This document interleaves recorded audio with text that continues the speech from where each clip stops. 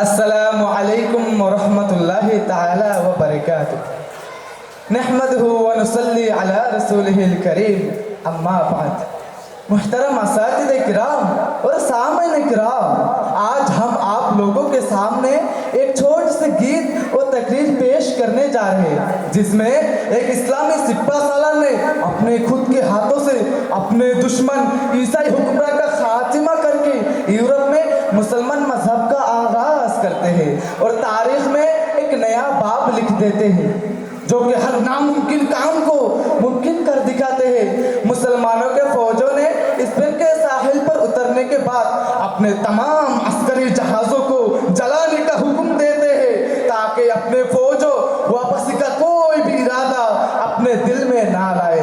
وہی دلفروز واقعہ آپ کے خدمت میں پیش کرنے جا رہے ہیں، جس کا موضوع ہے فتح اندلس۔ اور اس فتح کو انجام دینے والا سپہ سالار کا نام تھا طارق بن زیاد۔ جی ہاں، طارق بن زیاد۔ ایک مرد مجاہد کا قصہ جس میں شجاعت کا جذبہ، ایمان و محبت کا نغمہ، وہ کہانی سنو۔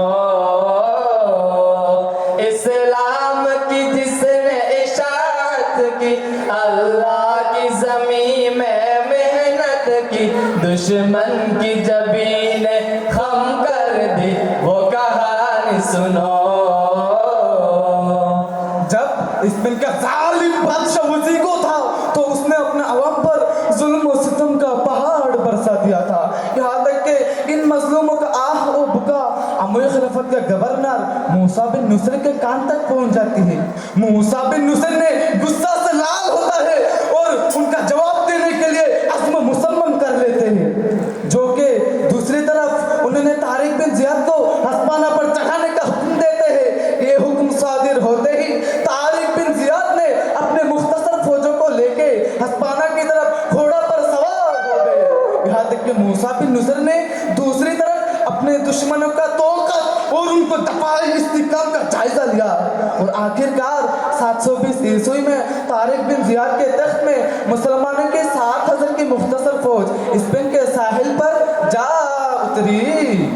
جب اندلس میں ظالمان وار کر گئے، ظلم و ستم کی سارے حدیں پار کر گئے، مظلوم کی چیخ و پکار آہ جن کے لیے موسیٰ کے کان تک وہ مثل برگ جا پہنچی، موسیٰ کے کان تک وہ مثل برگ جا پہنچی۔ ابن زیاد کو جو حکم جا کو نہیں ملا، ایک مختصر سی فوج لے وہ نکل پڑا، بیچاروں کے امداد کو تیار تھے جو فوج، اسپین کے ساحل پہ اترنے لگی وہ فوج، اسپین کے ساحل پہ اترنے لگی وہ فوج، اسپین کے ساحل پہ اترنے لگی وہ فوج۔ مسلمانوں کے فوجوں نے اسپین کے سرحد پر پہنچنے کے بعد ایک پہاڑ کے قریب میں اپنے قدم جما لیے، جس کو بعد میں جا کے جبل طارق بول کے کہا جانے لگا۔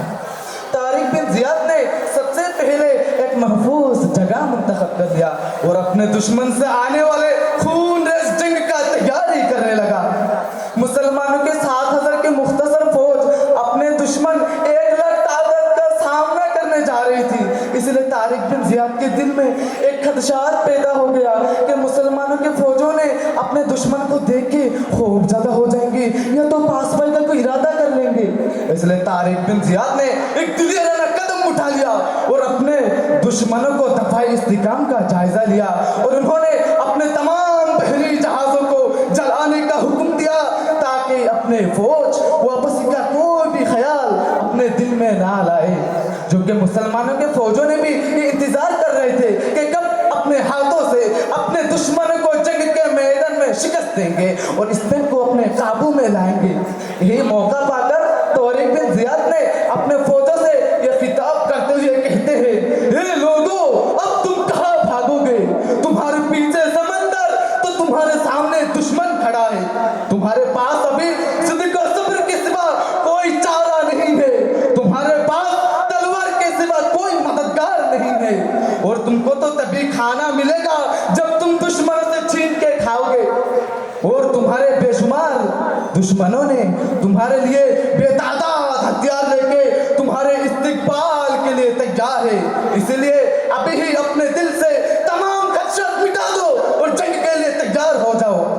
ये बात मुसलमान लश्कर को सुनना ही बाकी था। मुसलमान लश्कर ने सरापा जोश और खरोश में आ गई। जब देखा ईसाई लश्कर को तादाद है जिनका लाखों तक, तारिक ने कहा बस अल्लाह है, पहुंचेगा मदद हक वालों तक। सफीना जला करके हिम्मत, सफीना जला करके हिम्मत, तारिक ने बढ़ाई लश्कर की, रह गएगी साबा की अब मैदानों से आसमानों तक, रह गएगी साबा के अब मैदानों से आसमानों तक, मैदानों से आसमानों तक, मैदानों से आसमानों तक। देखते ही देखते एक घमासान जंग का शुरू हो गया। मुसलमान फौजों के पास भागने की कोई भी रास्ता बाकी न रही। वो या तो अपने दुश्मनों को जंग के मैदान में शिकस्त दे या तो जान की कुर्बानी। एक जंगी चाल था जिससे बाद आने वाला हर एक सिपा सालार एक जुर्रत का सबक सीख लिया था। मुसलमानों के 7,000 की मुख्तसर फौज अपने दुश्मन ईसाई हुक्मरान का 1 लाख फौजों का सामना करने जा रही थी। उन्होंने इस तरह शेरदिली मुजाहरा किया कि अपने से 10 गुना ज्यादा फौजों को अपने खुद के हाथों से जंग के मैदान में धूल चटा दिया। आखिरकार उनके दुश्मन शहजादा रोडरिक का इंतकाल हो जाते हैं। इससे बाद तारिक बिन जियाद ने बिना किसी मुज़ाहमत से दारुल हुकूमत तलीता पर कब्जा जमा लिया। और फतह के बाद जब मूसा बिन नुसर के कान तक पहुंचती है, मूसा बिन नुसर ने खुशी से झूमने लगते हैं और अपने जगह अपने बेटा अब्दुल्ला को सुपुर्द कर देते और खुद वो तारिक से आ मिलते हैं। यहाँ तक कि दोनों ने मिलके मजीद इलाके फतह कर लेते। लेकिन इसी दौरान खलीफा अब्दुल मलिक ने कासिद भेजकर दोनों को दिमिश्क बुलवा लेते हैं। और यही था तारिक बिन जियाद के अस्करी हयात, जो कि इस्लामी दुनिया में आखिरकार ये अजीम फातिह 720 ईस्वी में वफात पाई। और उनके नाम कुरान के तारीख के पन्नों में अभी भी सुनहरे अल्फाजों से इस अजीम फातिह के नाम लिखी गई।